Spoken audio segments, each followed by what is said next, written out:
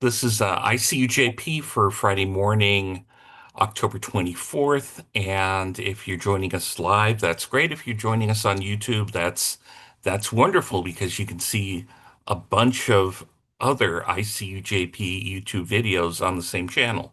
So we're really great and really glad to have you all. In the chat, I put our link tree, which is really good because we can feature all of the producers and directors and writers and important links from people that we talk to from week in and week out, and including there's a link to our YouTube channel where you can catch up on all the videos that we've done with those folks as well. So if you're watching on YouTube, that'll be in the notes, and you can check it out right there. And also in there on our link tree, there's a link for donations as well. And we can very much use that at this time. We're going out more and more into the community, especially after the lows of the pandemic. And like a lot of other organizations, it's hard to remember all the expenses that you have when you do go out. You have to print stuff, you have to pay for a room, usually you have to um, get refreshments and all that kind of stuff. Even on social media, you need to pay more for outreach and stuff like that. All of that is an expense, and if you can help us out by donating, you can do that on a month-to-month basis. You can do it in one lump sum, and any way you do it, it helps out a lot. So if you can do that, we'd look very much forward to your support. Carol Francis, I had you down for reflection. Defend our teachers. Educators for Justice in Palestine, EJP, rallied at the UTLA Plaza to protest California's new law that seriously threatens freedom of speech in our schools. The governor just signed Assembly Bill 715 in spite of it being opposed by the California Teachers Association, Council of UC Faculty Associations, Jewish Voice for Peace, Council on American Islamic Relations, and other organizations. The rally drew a good crowd of about 40 people, an impressive number, being as we had less than 3 days organizing it. I spoke for ICUJP. Mostly what I have to say here is what I spoke on behalf of ICUJP. 715 threatens to punish teachers who dare to speak truth in their classroom about the genocide and the apartheid against Palestinian people, as recognized by the United Nations and other organizations. Under the guise of protecting Jewish students from anti-Semitism, it instead tries to protect the state of Israel from the next generation of activists. It sets up an anti-Semitism prevention coordinator to police teachers, though there's no counterpart to prevent racism against African Americans, Arabs, Latinos, or Indigenous people. This communicates to Jewish students that their feelings are more important than those of their classmates, that countering anti-Semitism is more important than countering Islamophobia, racism, sexism, or any other kind of hate. This in spite of a recent survey in which 1 out of 2 Muslim students report experiencing bullying in our schools. So our Muslim and Arab American students are told that they're suffering along with their families in the Middle East is of no importance. They must suffer in silence, for the government that is bombing and starving their families and friends cannot be criticized. claiming to protect Jewish students against anti-Semitism, AB 715 may do just the opposite. Any law that sets up the means to conflate criticism of Israel with anti-Semitism teaches people to project onto the Jewish community whatever disgust they may feel as they watch the daily news about Israel. This in spite of the activism of so many Jews in solidarity with Palestine. And teachers and students have their First Amendment rights denied. Writers, students, and others are being expelled, fired, deported for social media posts or op-eds. And in this kind of climate, we know that it is not safe to have 715 in our schools. And what if some child simply asks a teacher for an opinion on the subject? Would that put the teacher at risk? Indeed, it seems that the writing of this law had nothing to do with concerns for our Jewish students. Rather, it appears to be drawn up by those who care only about the profits being made in weapons deals, as well as what they see in future exploitation of natural gas found off the coast of Gaza and the oil in the region. They want the state of Israel to be able to kill as many people and break as many international laws as they wish without students in classrooms throughout the world exploring these realities. Our Jewish students need the same thing as do all our students, a chance to explore crucial topics from as many viewpoints as possible in a curriculum lovingly crafted by their teachers who work without the fear of the political persecution that AB 715 brings. One speaker at the EJP rally asked teachers to raise their fists if they intend to continue teaching about Palestine. Seeing the crowd of teachers thrust their fists up was inspirational. But we must be ready to defend them. Like our heroes who have gone before us in the struggle for civil rights, knowing full well what they would be up against, these teachers deserve our support as they defend the rights of Palestinians to have peace and justice, as well as the right of every teacher and every student in California to have freedom of speech. I was reminded this week that ICE agents are getting bonuses, they're getting student debt wiped out or college debt. And a few years ago, there was another party that proposed that for teachers, and it got roundly defeated in Congress. So I guess it's all where you put your priorities too. Mm-hmm. Um, and yeah, thanks for reminding us about 715. That would probably make a really good forum too about, all right, so it got passed and signed. What next? The struggle doesn't end there. I think we can probably go now to our feature presentation, which will be from Ani Zonneveld. And so I think like a lot of us here, we know Ani from ICUJP and also from the work that she does as the founder for Muslims for Progressive Values.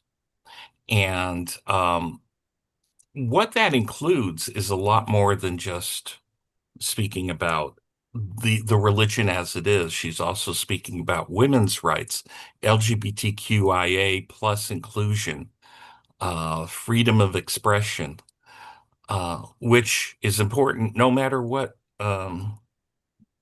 faith you follow, or if you don't follow faith at all. Um, but to be able to say that in the context of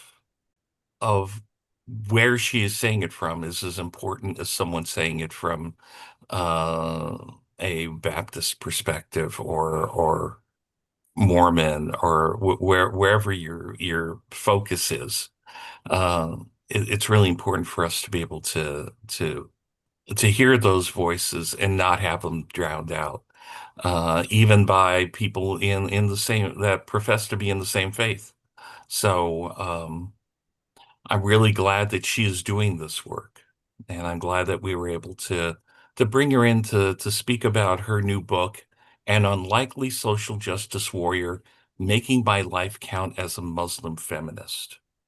So, Ani, the floor is yours. Everybody else, if you can go on mute. And yeah, thank you.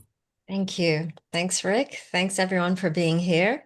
So this is my memoir, and I want to talk a little bit about the artwork on this. This is a picture, a painting that my oldest brother made of me, for me, and he called it The Warrior. And it's actually, there is a kris here, which is a knife, a dagger. And this dagger is made up of a blend of different metals. And in the culture that I come from, which is Malay from Malaysia, this dagger has a very spiritual connection to the owner. And so this dagger protects you. And so the art form of the self-defense art form is called silat, silat. And and he made this painting for me, I think about 20, 30 years ago. And he called it The Warrior. And because he instinctively knew that I was a warrior, even before I actually knew I was a warrior. And so I decided to use this artwork and as a cover, and also using the term warrior in the title of the book. And sadly, my brother passed away 2 years ago, so he was not able to see the outcome of this book. But I do mention him in my book, and he's very dear to me because as he was the one sibling that really understood my work and protected me from the rest of my family who have become very, very conservative and Wahhabism in their practice. And so I've lost my protector, so to speak. So it's been very difficult losing him. So a bit of that personal background. I'm going to read two different sections from my book. This one is in chapter 9. It's titled "Becoming an American." And although some of you know what I've been doing here in the United States as an immigrant to the US, but there's a lot of it comes from a lot of years of traveling and living abroad in different countries. I was born in Malaysia, but I grew up in Germany, Egypt, and India for a total of 16 plus years as an ambassador's daughter. And so I've had a very privileged upbringing. And but I was also raised that with privilege comes responsibility. And so as I sit here in Los Angeles with all the privileges and the rights that I have, which is being chipped away, as we all know, sitting back and living my life without really lifting those that are oppressed is not an option. And so that's sort of like my DNA, based from the upbringing and how I was raised. So this is going to this paragraphs is going to give sort of a global context and anchoring it to the local context. Becoming an American. Many years ago, during my college days, I found myself at the student union building to get a snack. On one occasion in the public lounge, I came across an animated crowd of baseball enthusiasts engrossed in a game. And now we've got, the Dodgers in the finals, so I'm pretty excited about all this. But I wasn't a Dodgers fan, by the way, I wasn't a baseball fan for a very long time. So that has changed. I asked, "What are you watching?"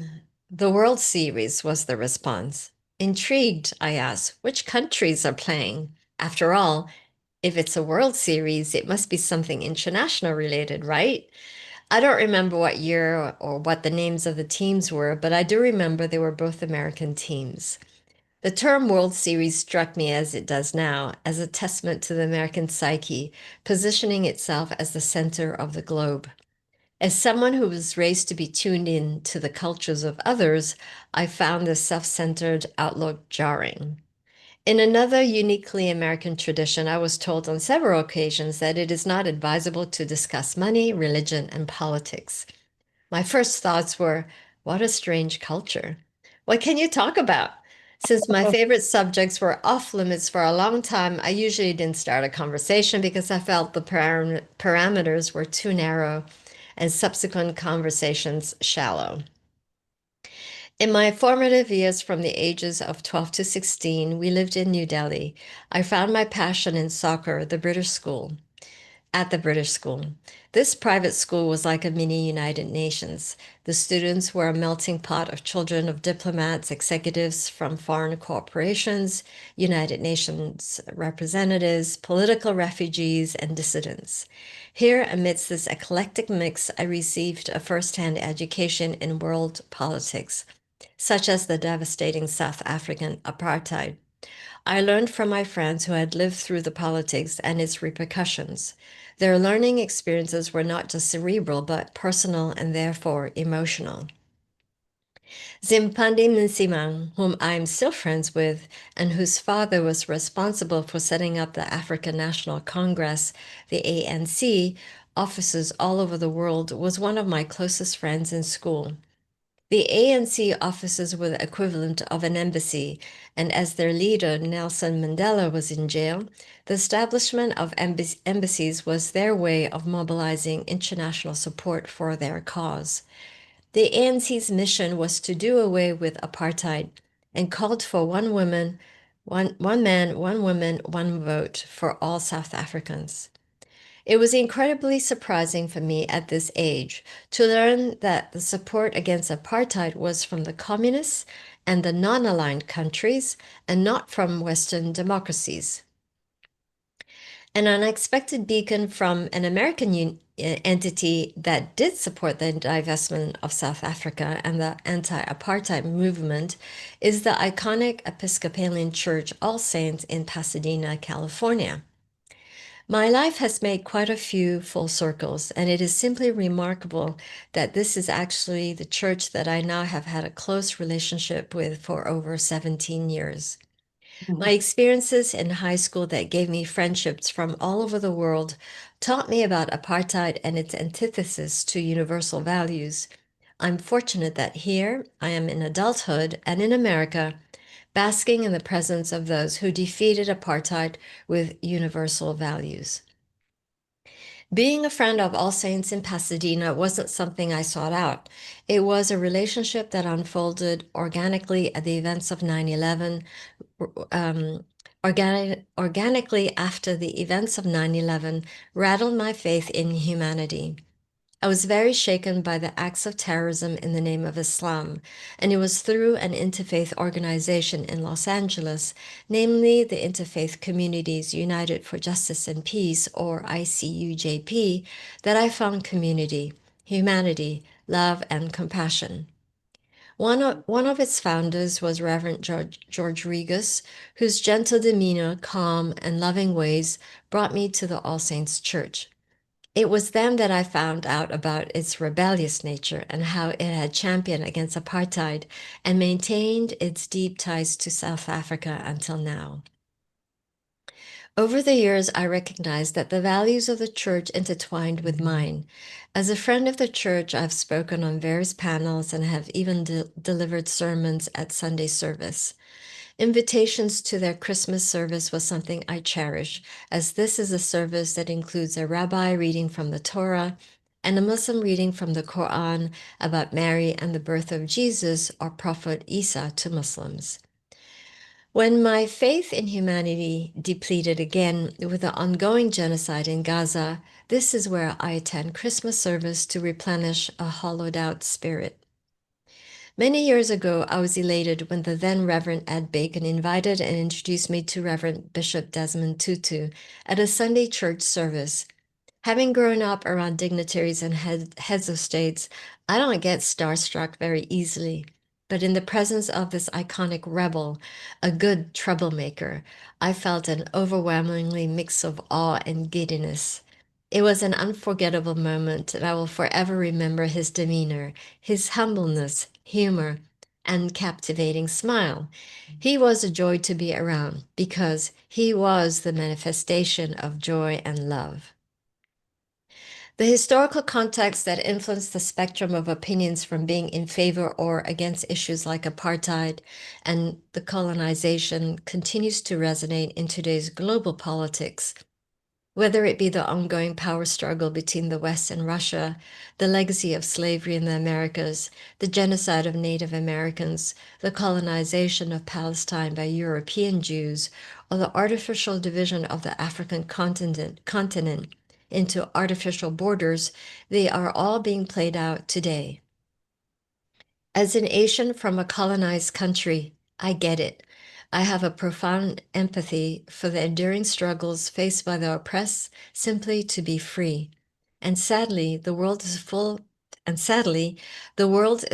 the oppressed.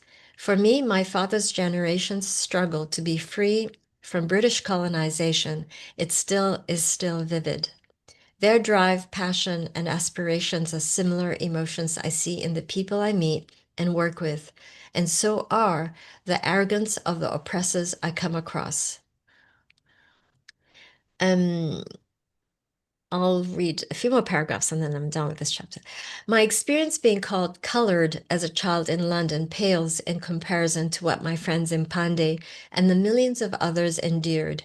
It informed me that the concept of colored and its various forms of prejudice is bigger than that of the British boy's condescending attitude. At the British school in New Delhi, Zimpandey's best friends were white Jewish twin boys, Chris and Andrew Hall, also expelled from South Africa, whose parents were journalists and hardened anti-apartheid advocates.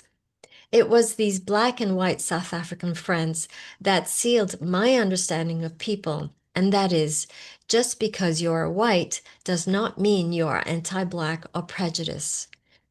Many decades later, while visiting Zimbabwe and his wife Africa in Johannesburg, I was invited to his father's home for dinner. As NPV was starting to get requests for chapter affiliation in numerous countries, I asked him for advice on how to manage such a network. He smiled and responded, "Oh, no, no, not so easy. We were focused on one man, one woman, one vote. The Muslim world is so diverse, billions of people with billions of ideas and directions." I smiled and we toasted to that. This next section is from the chapter The Liars and the Truth Tellers. So I really call out the hypocrisy. In my book, I call out the hypocrisy of human rights values, the politics of human rights values. This is a passage on some of that. The United Nations Declaration of Human Rights is a document of ideals, and then there's the reality. The language of hate is constantly debated, and it was a topic of discussion for a panel that I was on at an it's a bit early for me to read, at an Istanbul process conference titled No Tolerance for Intolerance at The Hague in 2019. Generally speaking, because of the European legacy of the Holocaust and their history of murderous colonial excursions, Western policymakers are very sensitive to intolerance and hate speech directed across race, ethnicity, and religion by one group toward another. There are exceptions, of course. For some segment of European society, demonization of the LGBT community is just below the surface, whereas that toward Muslims is above the surface, and with some governments, it is an outright hate fest, with plenty of allies here in the US. Navigating this complex landscape of politics and religion has made me clear-eyed on the intricacies of discrimination within religious communities or in the manner in which politicians utilize hate of the other. For many decades, Muslims and immigrants in the West have been on the receiving end of this campaign, especially during election season. We see this with Mamdani, for example. The normalization of this hate manifested itself as in the rampage described in Chapter 5, in response to the killing of 5 young British girls of a Taylor Swift dance club. It is worth repeating.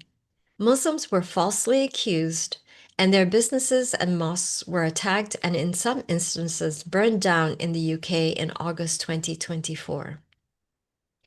This is a good indicator of the level of hate from a segment of the general public toward Muslims and immigrants, and this is not a good indicator.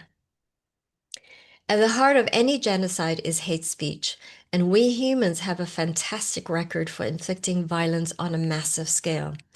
Just before the Holocaust, there was the Armenian genocide, and since then there was a Cambodian genocide where in 1975, about 2 million people were killed by the Khmer Rouge. There's the Srebrenica massacre where the Serbs attempted to extinct 40,000 Bosnian Muslims. The slaughter of almost 900,000 Tutsis by the Hutus in the span of 3 days. The slaughter of Rohingya Muslims by the Buddhist regime of Myanmar. There's the Yazidi genocide by the terrorist group ISIS, and the latest is the genocide of the Palestinians by Israel. On the international fora, I see many Western democracies championing against hate speech because of this genocidal history of human beings, but there are exceptions. Despite the political language of the Israeli government voted in by the members of its society in a democratic process and the live broadcast of the extermination of Palestinians, Western governments have refused to act upon their legal mandate as a result of signing on to the Convention on the Prevention and Punishment of the Crime of Genocide. The convention stipulates the definition of a genocide, the responsibility to prevent one, and the legal responsibility of governments to prosecute perpetrators. But instead, we have seen America and some of the European governments renege on their responsibility to prevent a genocide, and have instead continued to support in every which way, including arming Israel with 2,000-pound bombs. In a nutshell, these governments are complicit. The biggest culprit of all is the American government under the Biden administration, and with Trump fantasizing of a Trump Tower in Gaza. Western democracies that have championed international human rights laws and numerous international conventions have shown the hypocritical human rights standard. It simply doesn't apply to Palestinians. The general public, especially young Jews, who have woken up to the ethnic cleansing process in the creation of Israel, are angry. I completely understand that anger. It is anger at the betrayal of our human values and rage by, how dare you do these atrocities in my name? I felt the same rage at the perpetrators of 9/11 and ISIS. The difference is, these are terrorist entities and not democratically voted in by me or any Muslim, while the Israeli government is. For the 2023 Christmas sermons, Liturgy of Lament, Christ in the Rubble, Isaac 2023, the Palestinian evangelical pastor, Dr. Reverend Munter Isaac, said it best. I never want to hear you, Western democracies, lecture us on human rights and international law again. Now there's a truth teller. Thank you for So I weave in a lot of the political experiences that I've had in the policy spaces that I'm in. And I also get really into the weeds of my partnerships with the different African religious leaders when I'm working on women and girls' rights in Africa. And I have a whole chapter on LGBTQ rights in Islam. and where I really address. And in this chapter, again, I actually talk about Maher Hathout and George Regas and Rabbi Bierman, because it was during 2007 when we had Prop 8, where California was voting to ban same-sex marriage in California after it was already legal. And what I try, how I tried to convince the Muslim community by way of George Regas and Bierman, because I have no sway as a Muslim woman, a progressive one in the Muslim community. So I spoke to George Regas particularly about, since you, the progressive Christians and progressive Jewish communities, have defended the Muslim community after 9/11, and you remember ICUJP had this circle of, holding hands around the Islamic Center after 9/11 as a protective, symbolic protective um, layer against terrorist attacks, or revenge attacks on at the Islamic Center. So I use that as an example. It's like, we've protected you, the Muslim community. How is it that you are advocating for your congregation to vote for Prop 8, which criminalizes and discriminates against our constituencies, which includes LGBT people. And so that was my way of addressing, helping to, helping to dissuade the Muslim population from voting for Prop 8. But as you all know, it passed. So, yeah. Yeah. Um, that's a lot to unpack.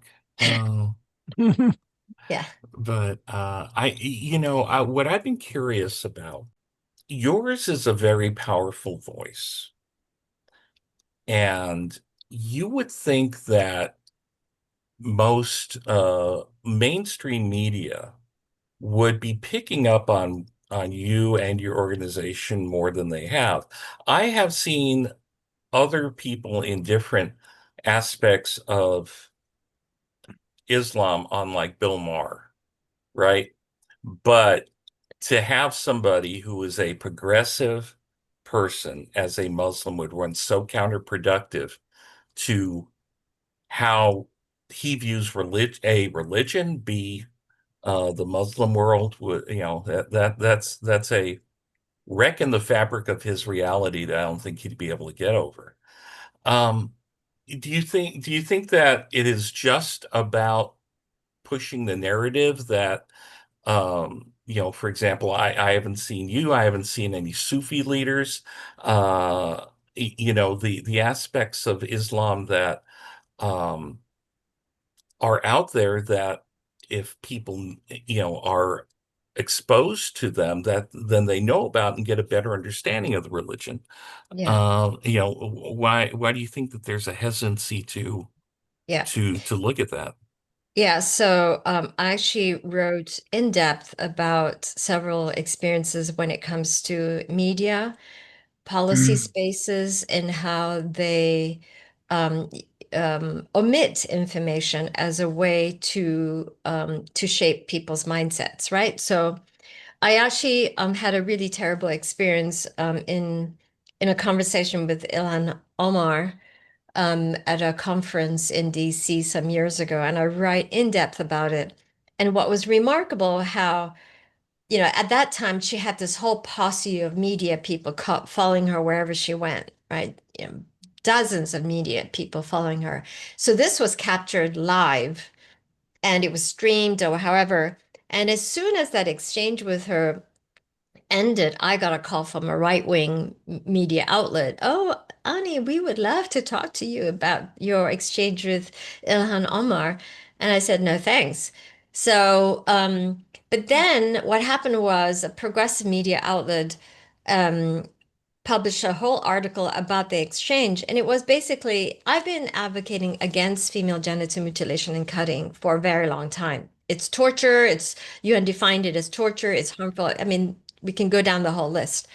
And so then the left media printed this article and called me Oh, poor, basically framing as poor Ilhan Omar again being asked about something that is distinctively and is Muslim issue, and from a white supremacist reporter, and I'm like, so this was up on social media, and then people started posting, "Hello, she's not a white right wing, you know, reporter. She's Ani Zonneveld. She runs MPV," and so they started changing their story. And in the midst of that, I was being used. This whole issue was being used by both sides, and nobody's really interested in the actual issue, which was about FGM, because we did not have a law against FGM at that time. It was thrown out of court, and so we didn't have an anti-FGM law in the United States, and there were girls being cut, and the girls were being cut were from Ilhan Omar's district, right? And so I wanted her to inform the public, given that she had such a following on her social media platforms. I wanted her to educate the public because you can't pass laws if the public is not educated about the issue. It's impossible to do. And as part of a umbrella organization of anti-FGM organizations here in the United States and global, we've been trying to have meetings with her for a long time and never got a meeting. So that was my opportunity to raise the issue. And so I'll write about that. And about Bill Maher, I actually have a paragraph that I wrote about him, and I'll read it to you in a minute. But I've been in so many circumstances where the idea of a progressive Muslim or the idea of a Muslim changing the framing of the narrative about Islam from a human rights perspective undermines those who hate Islam and Muslims about and this includes also ex-Muslims, and their whole identity is anchored on anti-Islam and anti-Muslims. And so what I do is and a lot of these people are just as misogynistic and homophobic too. It's really remarkable how they love each other. And so so they don't know what to do with me. And I've had, even with progressive media outlets, for the 10th anniversary of 9/11, PBS interviewed me as well as other Muslims about our reflection and, what has come of the Muslim community since 9/11, or what has progressed or not. My interview was edited out because I didn't fit the traditional Muslim image. I don't wear a headscarf, so I talk about that also in the book. But here's a paragraph about Bill Maher, okay? And you're gonna love it. Okay, of course, it doesn't help when supposed liberals like the television host Bill Maher, a rabid anti-theist atheists with a particular interest in denigrating Islam, are influencers in their own right. I watch Bill Maher religiously. Sorry for the pun. But Bill has no clue what Islam is about and has adopted its radical version as truth. It makes the work of undermining patriarchal Islam so much harder. When it comes to Islam, he is intellectually dishonest, and it's a cop out because he's not dumb. Having Bill talk about Islam would be equivalent to me talking about marijuana. To me, marijuana leaves are all green, so they must all be the same. See how stupid of an assessment that is? Similarly, Bill Maher's assessment of Islam is just as stupid. Yeah, that's what's troubling about this. You know what I mean? Yeah. Is that because he made a documentary where he bagged on everything, it's almost like there is no responsibility to educate himself on Yeah. anything. And Well, he thinks he's educated on it, so right, yeah, that's the arrogance, right? So yeah. yeah. And far be it from any comedian to be arrogant. Um, but uh, um, if you can unmute and Yeah. Yeah, Ani, thank you for your courage and for being here. Um, can you name some inroads that you have been part of or have created in the Islamic traditional community? What I would think it would be very uphill, just as I find it uphill within the Christian community to really take progressivism to a certain point.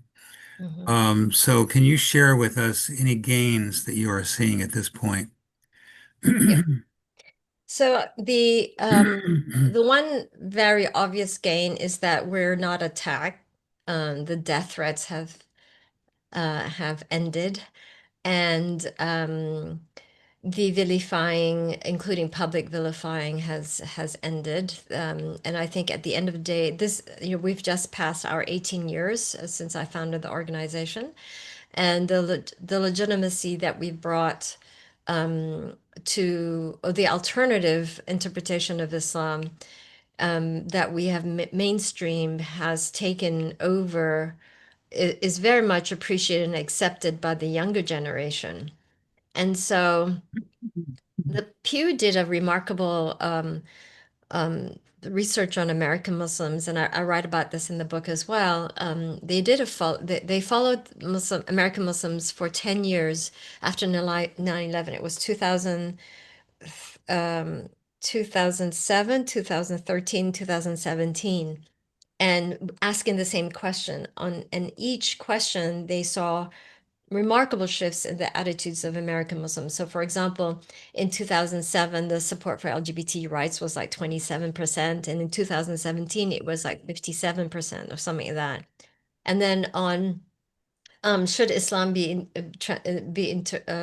interpreted for the 21st century, which is really funny because our tagline for a long time is Islam for the 21st century. That was our tagline. And so I found it very humorous that Pew used that as part of their question. And that too changed from, single digits to like 70% or something like that, which is which goes to show the critical thinking aspect behind the answers to that question. And so, what we've been doing for the longest time is take all the progressive theologians and philosophers of Islam and adapted it to simple English and made it very accessible through social media. So that has been our way of providing an alternative set of resources other than the power brokers, right? And so what we've done, our way of our inroads, as you say, is to undermine the power, is to undermine that patriarchy by creating an alternative set of resources, an alternative way of living Islam. And so, what we've seen, for example, so I've been conducting interfaith marriages for a very lot for since 2006, where the non-Muslim does not convert to Islam because there's no compulsion in faith in the Quran. And yet, why are the mosque imams and the tradition expecting the non-Muslim to convert to Islam to marry a not to marry a Muslim? And so what we've seen is this steep curve up of Muslims marrying non-Muslims, and I'll give you a number between January 1st to March 31st of 2025.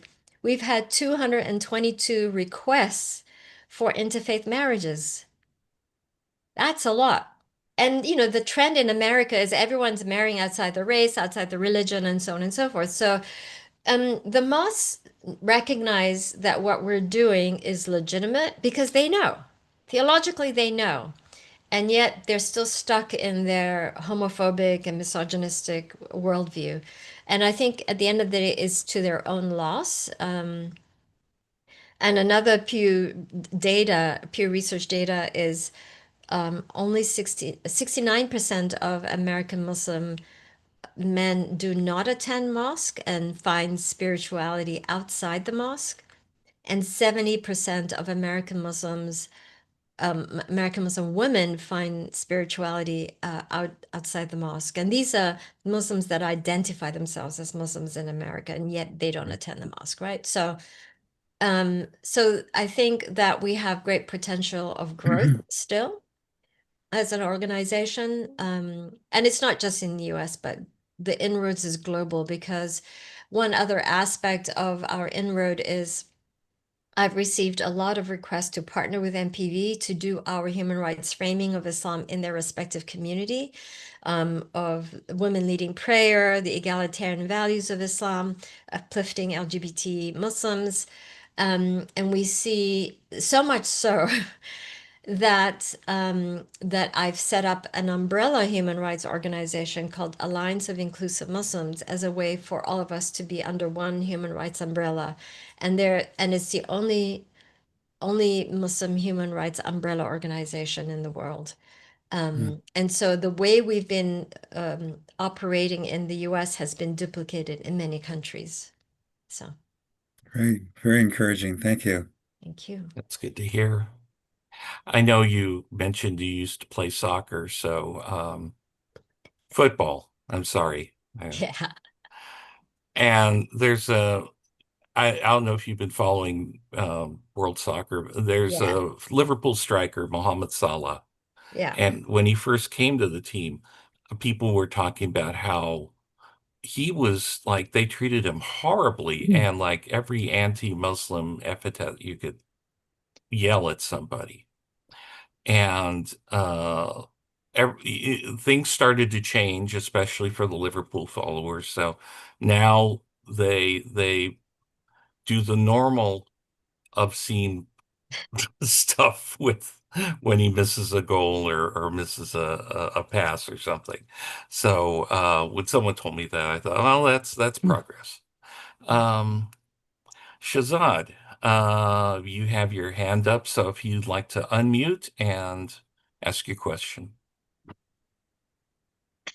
Okay, thank you, Rick. Um, uh, Thank you, Annie, for your precious time. You know about Pakistan? Yes, I sure do. As a matter of fact, I filed a universal periodic review on Pakistan some years ago at the United Nations. And but that's not all. But we also have issued statements against the prosecution of religious minorities in Pakistan. So yeah, Pakistan is I have more to say, but go ahead with your question. Yeah. Okay. Mm, uh, Osama bin Laden killed by American army in Pakistan, Abbottabad. So my question is, why Muslims are involved in terrorist activities in all over the world? Everywhere, Muslims are in a fight. Is Why it Muslim? I live is in that a your Muslim. question? Is that I your live question? in a Yeah. sorry. I live in a Muslim country. Mm, Here is 98% Muslims. yeah. So I know very well Muslims are very dangerous. So Uh, I what do would you think about? reframe that. I know I can answer your question if you're done with your I know like I said I know about Pakistan and I know all the issues there, so I'm happy to answer your question. Okay. So basically the problem with Pakistan is that the problem with not just Pakistan, but with a lot of Muslim majority countries is that it is not about Islam. They call themselves an Islamic state, for example, but they are not an Islamic, they're not compliant with the Quran. All right. And so when they, for example, kill Shias or they kill Christians or they kill Hindus like they do in Pakistan, that is not Islam as per the Quran. That is actually politics.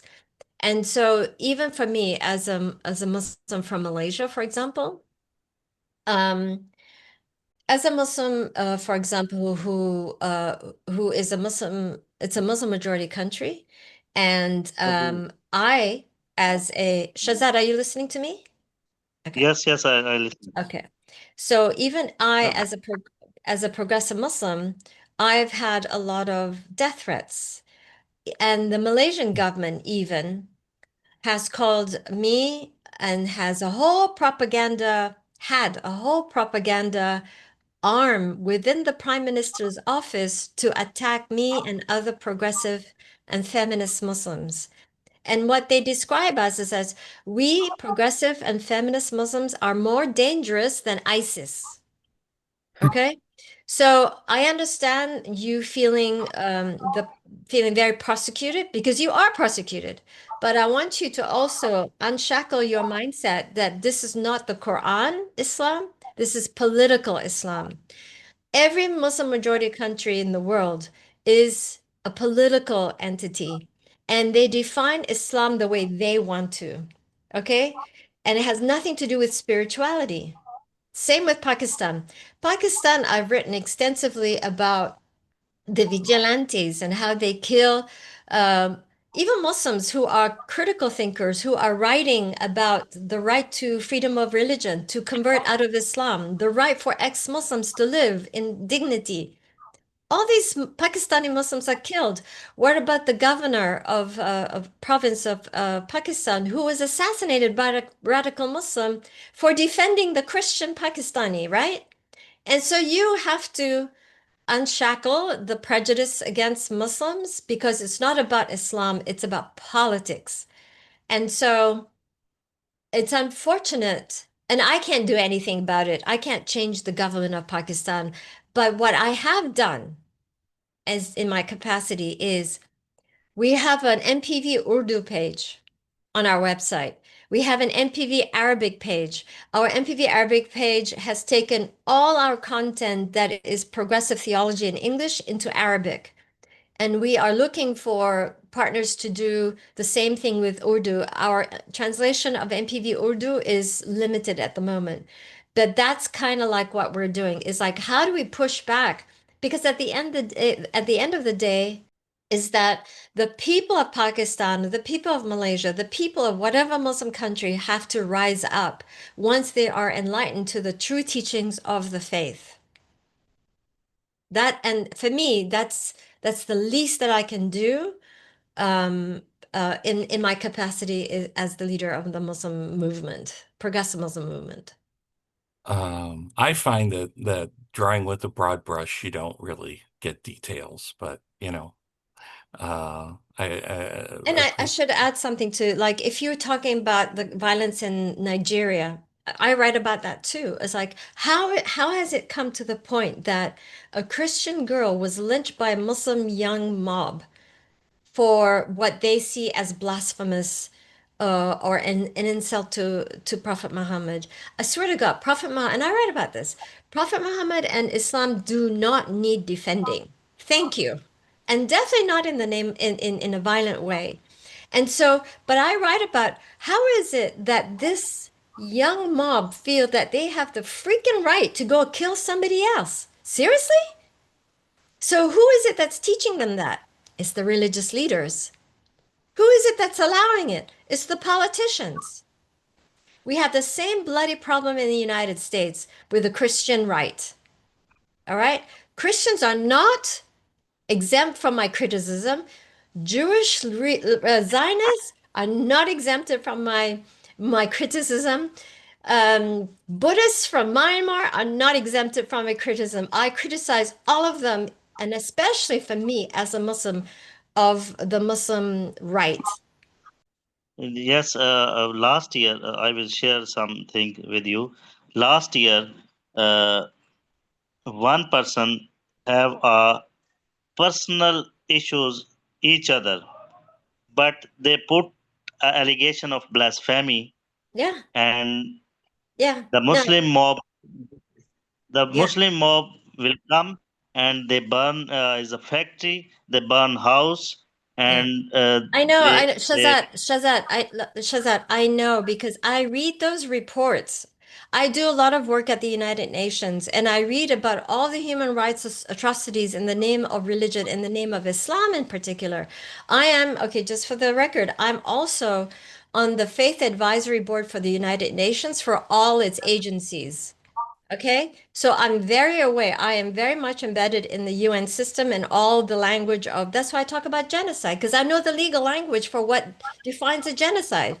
And so What is happening in Pakistan and in other communities is totally abhorrent. And I want to say something else, is that the Prophet Muhammad, okay, this is one reason why I'm still a Muslim, by the way. The two verses in the Quran. One is to always fight for justice, even if it's against your own self-interest, your tribe, your family. Always speak up for justice. That's verse number one. The second verse, why I am still a Muslim, is there is no compulsion in faith, meaning you have the right to believe or not. You have the right to practice how you believe. You have complete freedom. So, so God is not the insecure God that we've been taught. And so those are the two verses. And then when it comes to, and so when I push back against Pakistan, let me tell you a story, and I write about this in the book too, is that in the United Nations, there is something called the UPR, and there's also the Human Rights Commission. I had a friend who was in the Human Rights Commission. He was a Tunisian Muslim scholar of human rights and a scholar of Islam. And so I worked with him and I said, okay, Pakistan is being reviewed. And you have to raise the issue of apostasy and blasphemy laws because it's crazy what's going in Pakistan. And so when the country Pakistan was being reviewed by the UN Human Rights Commission, it came to apostasy and blasphemy because people were getting killed for no good reason. And so he asked, his name is Iyad Ben Ashur. And I love Iyad Ben Ashur because his great grandfather is a prolific scholar of Islam on the secular state. And I use his theology to substantiate our position on the separation of religion and state. So I say all this to connect all the dots and to also say I don't operate in a shallow manner. I really go into the weeds and really justify the position that we take. And so I said to Yad, okay, yeah, Pakistan is coming up. You got to do something about apostasy and blasphemy as the commissioner. And so he asked the Pakistan delegate, why are you guys, allowing for apostasy and blasphemy? Why do you have laws on this thing? This has nothing to do with Islam. And he said, oh, no, no. And the diplomat was trying to justify it. And then Iyad said to the guy, so, okay, show me where it says that in the Quran, right? And the guy was like, oh, he was, staggering. He didn't have a response. And the standard response is, oh, I have to revert back to HQ, to headquarters, the foreign ministry. And so during Prophet Muhammad's times, when Islam was revealed, people converted in and out of Islam. He never killed them. People insulted him all day. They tried to kill him, but he never took revenge on them. And I'll tell you a story. There was one time where every morning when he got up, there was a pile of garbage in front of his house, in front of the door, right? Every morning. So he would just pick it up and he would throw it away. Pick it up and throw it away. And then one day, one day, the garbage was not there. And the first thing that came to his mind was he went into the public spaces, into the market, and said, there's no garbage in there. What's going on? And then he finds out that this woman is ill. That's why there was no garbage in front of his house. And so what did he do? He brought food to her. Okay? This is the Prophet Muhammad, the real one, not the one that the Christians propagate as being a pedophile and murderous guy and all that, right? Because that's propaganda. And so I tell the story, and then he also had covenants with Christian tribes, with Jewish tribes, and with the Christian tribe, his handprint is still in the monastery in Egypt, the monastery of Catherine, right? And that covenant, this contract says that Muslims will protect Christians and Jewish people, protect them from harm, build that means protect their places of worship until the end of time. And so when the Muslims in Pakistan are killing Christians, they're not Muslims, just for the record. Thank you for that. Anthony, you had your hand up. Wow, Ani, I just can't thank you enough for your passion and commitment. It's so inspiring. one of the questions that I was asked, and I couldn't really give a good answer, but you're really helping me to understand it, is about the progressive Muslim movement in other countries. You've kind of touched on your work, but could you say a little bit more about what is there a progressive Muslim community happening in other parts of the world? Could you say a little bit more about that movement? There are pockets of progressive Muslim communities all over the world. And the thing about it, and I just filed a report on this with the special rapporteur at the United Nations Special Rapporteur for Freedom of Religion Belief, and how progressive Muslims are prosecuted by conservative and radical Muslims. So it's also hard to be a progressive Muslim openly so, because it's a threat. And I actually wrote a story about my imam partner in Burundi, how he was thrown in jail, and uh this was like a day after Christmas some years ago. He calls me and his voice was so weak. And I'm like, what the hell happened? And he says, I was in jail for 4 days and all my cellmates are dead. And so I am so sick. And so they let me out. And so, and there's some backstory to this, which I explain in the book. But basically, it is to say that, that it is dangerous to be a progressive Muslim. Um, and here in America, I have some protection. But there was a time when that I was getting so many death threats. I would call Friday after prayers, I would get phone calls from random Muslims, different parts of the country, cussing me out and giving me death threats because their imam was telling them about us and telling their congregations to threaten us and to call and just cuss us out. So, but the thing about it is that the report that I wrote was that there's so much focus about the discrimination against Muslims in where Muslims are minorities. This is an issue, particularly women who wear hijabs, for example, in the West. But there's not enough or no mention of the progressive Muslims who are targeted by the conservative and radical Muslims in the Western world, for example. For, not let alone in the Muslim majority countries, like I said, I'm more dangerous than ISIS, right? And so that's one aspect of it. And then the second part of it is that I am happy to share with you that last February, I was invited. There was our some two two Muslim men, two straight Muslim men, organized the first female imam conference in Brussels. And so I was invited, obviously, because I've been promoting this for since 2007. But now there are several young female imams in Europe and a few in the US, but also in Canada. And so we all came together, and it was a real moment. And to see all these female imams really taking ownership, spiritual ownership of their right to spiritual equality.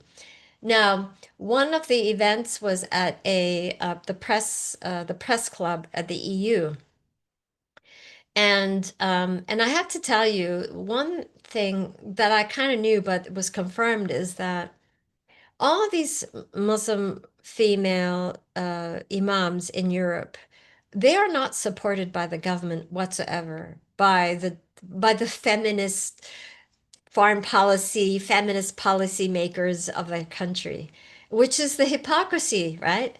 Because they tout about being having a feminist agenda.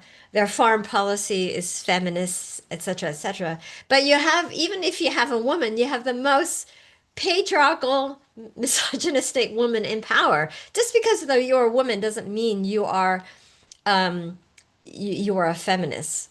We know that, right? So, so for me, it was interesting that whenever the EU have its, interfaith gatherings, it's not the women imams that are invited at the table. It's always the patriarchs that are at the table. And why? It's because the female imam, what we do is we elevate everyone's rights, whether you're Muslim or not, LGBT or not, what have you. We imbue the values of democracy and equality, and that is a threat to their Islamophobic tendencies. Wow. Amazing. Thank you. It is so deep, I tell Wow. you. Wow. It's so deep. I Thank want to you. get your book, by the way. I'm going to order it right now. Um, so Carol Francis, you had your hand up. Yes. Um, I was I really loved everything you said. We miss you. Um, I'm fascinated by the statistics. If you would give them again, because I don't remember the numbers of the years and the percentage of the change of Muslims about LGBT Yeah. over the years. How can you give us a sense of like what the dialogue might be when somebody says, no, as a Muslim, I had this man say this to me. As a Muslim, I'm against homosexuality. And I said, as long as the greatest percentage of children in middle school who commit suicide because they discover themselves to be gay, then it's not even a question whether we support them or not. It's obviously not a choice. And he said, thank you. I never thought of it that way. I have to think about it. And I'm wondering if you could walk us through conversations that you've had and what Yeah. caused that change in numbers. Yeah.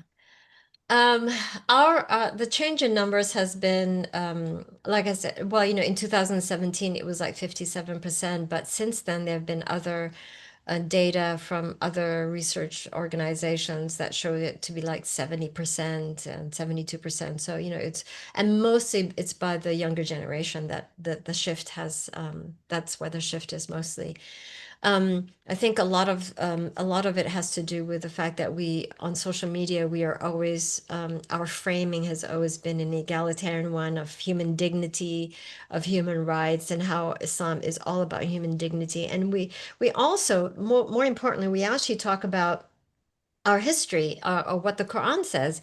And in 2024 these conservative Muslim, over 110 religious leaders in America, mostly in America and some in Canada, issued a position paper called Navigating Differences. And it was really appalling because they declared that they were the speakers and representatives of all American Muslims. And it was such a homophobic piece of position, justifying why homosexuality is un-Islamic and so on and so forth, omitting a lot of beautiful things about how Prophet Muhammad treated them, about the description of them in the Quran, omitting all that stuff, right? And so, but we have always been lifting up those stories that they prefer to bury. Just like the story of the first female imam was appointed by Prophet Muhammad. We were never taught that. Of course, we were not, right? So, all these beautiful things about Islam have been buried because the patriarchy wants to oppress however they want to structure their oppression. And so, because we've been undermining their logic with our counter narratives rooted in theology and in partnership with scholars of Islam, that has really started. That's the way we've shifted the framing and the narrative, and how we've bought people into like, okay, if you don't support LGBT rights, at least don't discriminate against them because that's the Quran. Bismillah ar-Rahman ar-Rahim, in the name of God, the most gracious, the most merciful. What the hell are you doing, right? And so if God doesn't discriminate and is most compassionate and mercy, who are you, right? You're playing God. So, but I'll tell you two stories.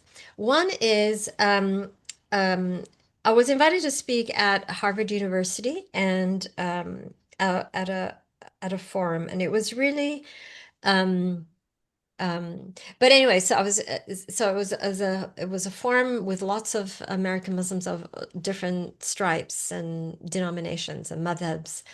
And my imam friend that I know, Imam Majid, he's a very prominent imam.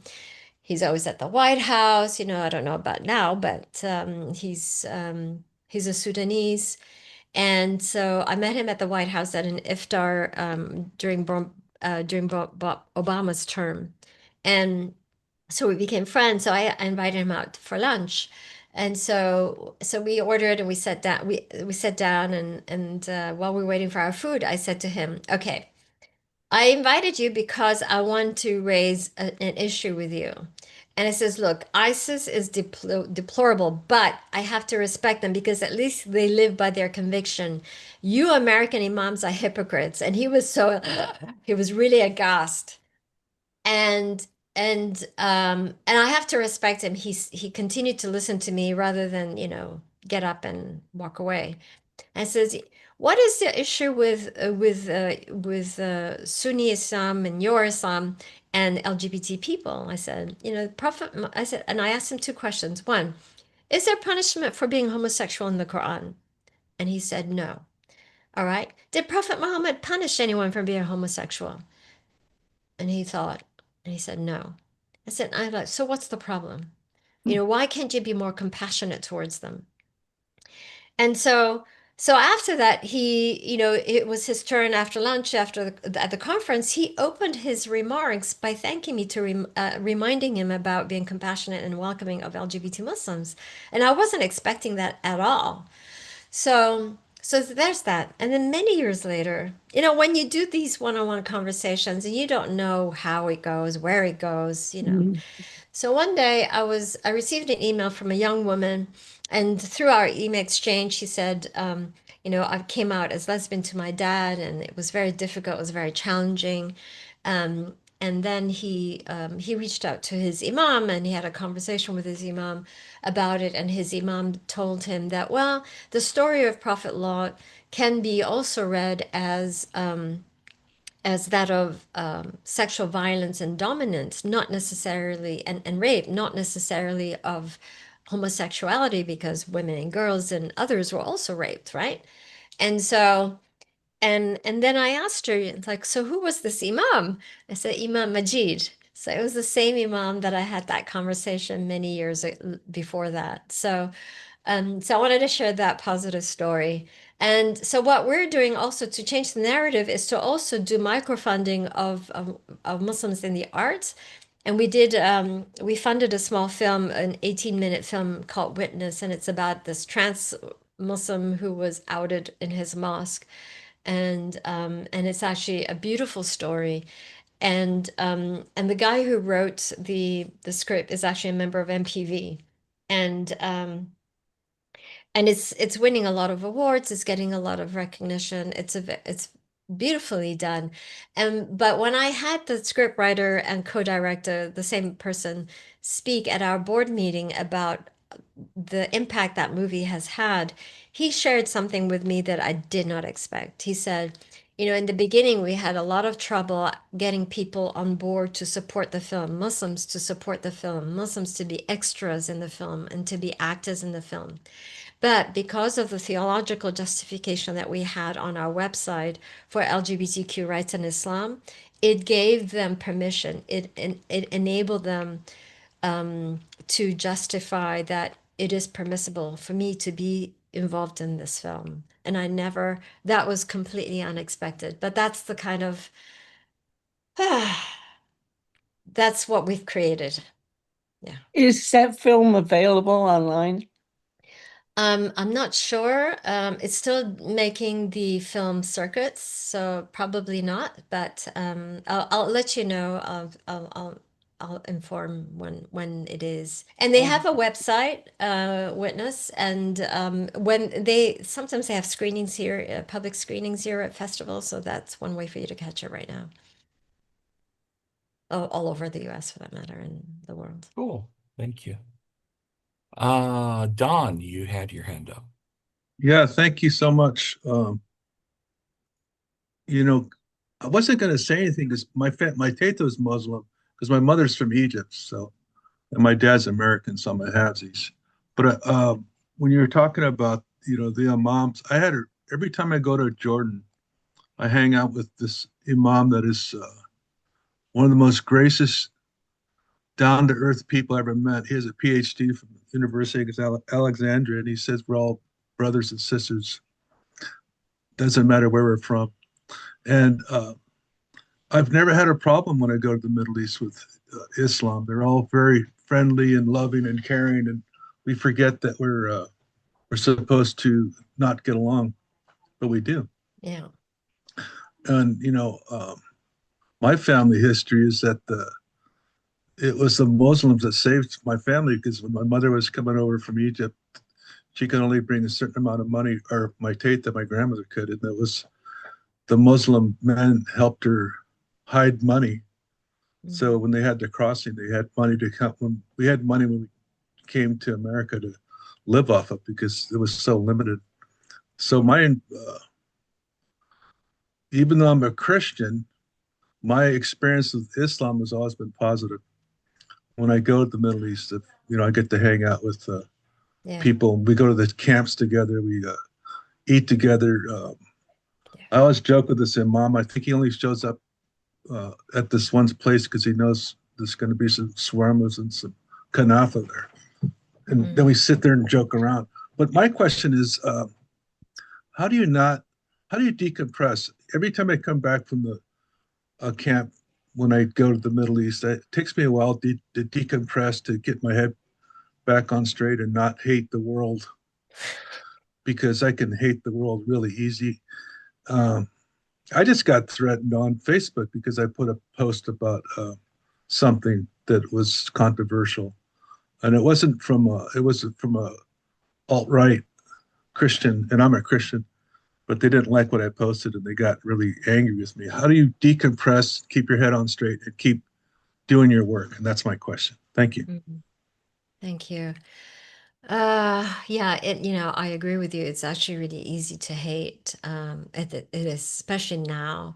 And I've been feeling, and a lot of members of our community have been feeling very dispirited with what's going on in Gaza. And for me, it's not just about Gaza because, I work in DRC and I work in the most, well, everywhere I work is in the radicalized area. I mean, I work in Afghanistan right now. Right. So we train imams about women and girls' rights, and we've trained 400 imams already. And in DRC, Rwanda, and Burundi, we have a network of over 3,800 imams, male imams, that we have trained about how to preach about women and girls' rights, because a lot of them may know instinctively, but they don't know how to preach it. So that's part of the work that we do. But I lived in Cairo for about 5 years, and I went to Portside School, Portside School in Zamalek, and so I write about a beautiful experience that I had there, about how a lot of times the poverty, poor people are, even here, poor people are being accused of being the radicalized and being the bane of society and so on. But it's the rich ones who are the manipulative ones. And for example, the ones who are committing suicide bombs are not the rich ones, but it's the poor. And it's because they're being paid off. And so the politics of there, it's so like one of my good friends, old friends, told me, anything you do and anything what you see and read, follow the money. That's it, right? And it's the same thing. And so your experiences, having that positive experience is beautiful, because at the human level, it's very different. But when you read the headlines, and it's like, are we in the same world even, right? And so in order, how do I temper? I've seen some of the progressive Muslims in my community become very radicalized, filled with hate towards Jews and Israelis. And I have tried to temper them, and I says, hang on a second. There are Israelis demonstrating against the genocide. There are refuseniks. There are who are the ones that are leading a lot of the demonstrations? There are Jews themselves. The way your attitude of hate towards the other is no better than those who had clumped all of us as potential terrorist sympathizers or terrorist sympathizers just because we were Muslims. How are you any different? Right? So I always try to push back that hate with that narrative within the Muslim community. But for me personally, what I did was I had to surround myself, just like after 9/11, being involved with ICUJP was one way for me to keep my humanity for all human beings and not to fall into the trappings of hate. What I've done is I've joined the board of American Friends for the bereaved families. And so it's Palestinian and Israeli families who have lost loved ones in the conflict. And to see them build that trust and build that compassion and love for each other, despite their loved ones being killed by the other. Now, if they can do it, I can bloody well do it myself, right? And so that's how I've been able to do it in order to not fall into the trappings of hate. That's a pretty powerful statement, you know. Uh, yeah, and I think it's something that in various ways we deal with, whatever faith background or social justice background. You at some point you have to leave the anger behind. And Don, I empathize with you because I've had an anger, I have an anger issue. It's come out a bunch of times. Maybe not as much anymore since I've got older. But I very much understand where that comes from. Rick, I've got angry as I got older. uh, when I stopped playing tennis is when I got less angry. So I think that has to do with that's why I'm not going to ever take up golf. Well, I take it out on boxing. oh, for me, it was like since the 70s when I found out my uncle Hilaire lost his home and two pharmacies and in the occupation in Palestine. Yeah. I've always been angry and I don't understand why it's such a thing I need to be rejoicing over in America, especially American Christians. I don't know why that's something that I'm supposed to be happy about. Right. Because we've never had, my aunt's still destitute living in America. And she's never had anything but hurt and pain. And we learn to keep our mouth shut because it's all it is an open wound that never gets healed. And that's probably why I asked that question. That's hard.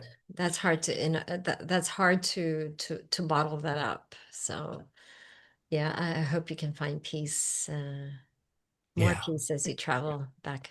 Yeah. I wanted to add something if I could. I was really inspired by Hadab Harifi. She's just amazing, and she's lost so many family members in Gaza. And she often says, my religion teaches me that it's okay to be angry about injustice, but it's not okay to hate. Yeah, I mean, there's another verse in the Quran that's also very powerful, is that always address injustice with justice. And that is like, it's so bloody hard to do that. But yeah. Yep. I'm of the firm conviction that any faith that you follow is a full-time job that you gotta put your back into. And I think a lot of people just, if they say something that's a proclamation of faith, or they go to one church meeting or something, then they think they've converted. No, it's a full-time job. I think we're getting towards the Rick, tail. Uh-huh. Yeah, we have 3 minutes according to the program, but I wanted to say something else about Pakistan if I can. Is that Hmm. all right? Okay. No, we can go longer too. I just, Yeah, so I was commissioned by the United Nations Office for the Prevention of Genocide and the Responsibility to Protect to create a workshop um, against apostasy and blasphemy laws and against that mindset. So I did that, and I was supposed to go to Pakistan and to do this workshop, and I had designed it in such a way, and so so the expectation was like you're going to have Pakistanis stand up and talk about a talk against apostasy and blasphemy laws in the name of Islam, and I'm like, you're crazy. They're all gonna get killed, assassinated, right? And so how do we do that? How do we change people's mindsets? And I had structured this whole workshop program in order to do that. And so I had the funds, they paid me to develop the workshop, but when it came to implementation, the funding got pulled by a Gulf state. So I kind of wanted to share that so that there's a lot of there's a lot of politics. There's a lot of money behind the politics, and as probably you can see now, because the young has been the youth and people have been posting a lot of stuff on these issues, have been very have really put a spotlight on all of this. And but yeah, my direct experiences is yeah very revealing. So I just wanted to share that as well. Yeah. this has been very interesting because, and I'm hoping that as we do this and as I edit this and get this out into uh, the ether, that maybe some ideas about what Islam really is, and how we can counter some of the destructive narratives can get out. Is there anything that you are working on right now as a project or anything like that that we can get behind as an organization? Well, I don't know if it's an organization, but it's worth notifying. I'm working on two things. One is that we are developing a mental health workshop toolkit for mental health counselors, for non-Muslim mental health counselors on how to counsel LGBTQ Muslims. So that's one. And what we're going to do, we're also going to create an AI avatar from this partner that we have, and switch it into make it into 173 different languages so that it's accessible globally. With some minimal subscription, because that way it'll sustain our work. And so that's number one. And number two, in partnership with my Imam partner in Burundi, we've developed a curriculum called Positive Masculinity in Islam, because obviously there's all this toxic stuff. So we have that workshop as well. And we have relaunched our MPV bookstore publishing imprint, because we see there's a lot of Muslims in our community who are really prolific writers. And so we want to, yeah, we just rebooted that. And so those are the three things. Oh, that's good. We've been, for some reason, this is the year for ICUJP to feature authors. So as you get that imprint going, and if it's somebody that you think uh, and I'm sure that you wouldn't be publishing them unless you thought that they would be giving us something of value. If you think it's somebody that you want to have something to do like this, by all means, let me know, and let us know, and we can ask them to speak as well. So that we'd be more than happy to do that. Um, but I'm really glad that you were able to come on board today and talk about the book and talk about your journey, because it's been so intertwined with this organization.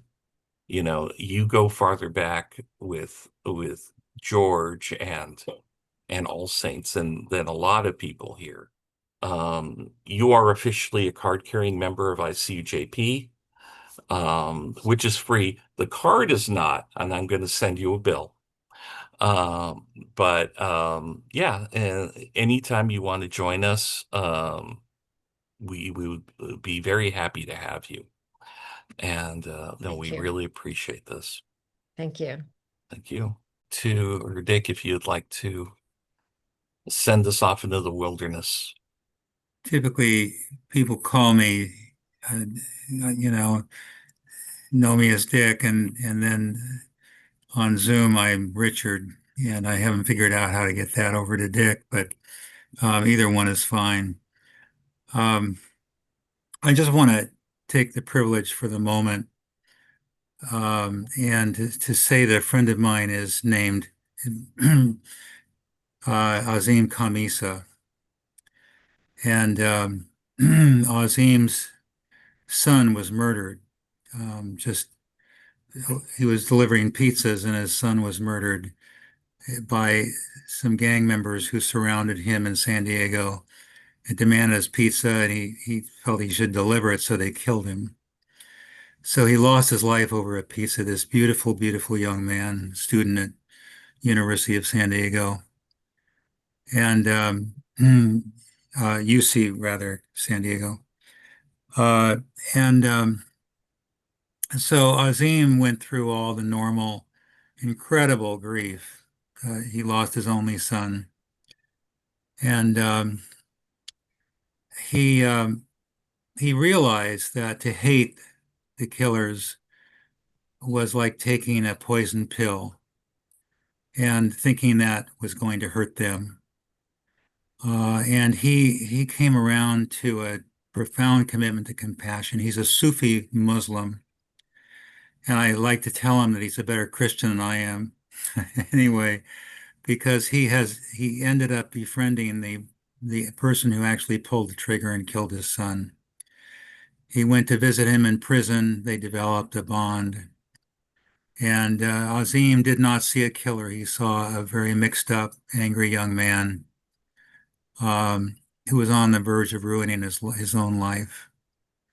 And it turns out today, quite a few years later, that this young man is on the staff of Azim's foundation, which goes into schools and teaches and preaches against violence and for compassion. And with an example like that, and with an example like Ani, I find myself inspired to keep going through these tough days that we are facing right now as a country that is now, beset with American fascism. So thank you, Ani, for being with us. And so this is my words are really a way of saying let's go forth with compassion, but also with gratitude, because we have angels in our midst. We have some bad actors, but we also have the angels, and let's look to them and find strength. And we've done that today, thanks to Ani. You've come to us with, articulating your own journey of courage, and yet I'm sure it has to be so difficult at times, so very difficult. But here you are, preaching truth and compassion and befriending us all. So it is with gratitude that I wish you all the very best for today and as you go forward. And may it be a sense of gratitude that has a sense of reverence about it. There's something going on here that's beyond ourselves and beyond just the merely human. A great spirit is with us, and we have every reason to be grateful, and to have the strength for some difficult days. Amen. Amen. Thank you for that, Dick.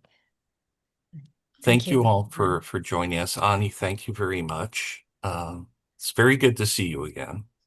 It's powerful. Carol Francis, thank you very much for your reflection.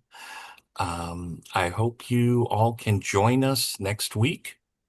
That would be good. And bring some friends, wake them up. I know it's early, but, get a good start on the day. So, thank you all very much. And good to see you.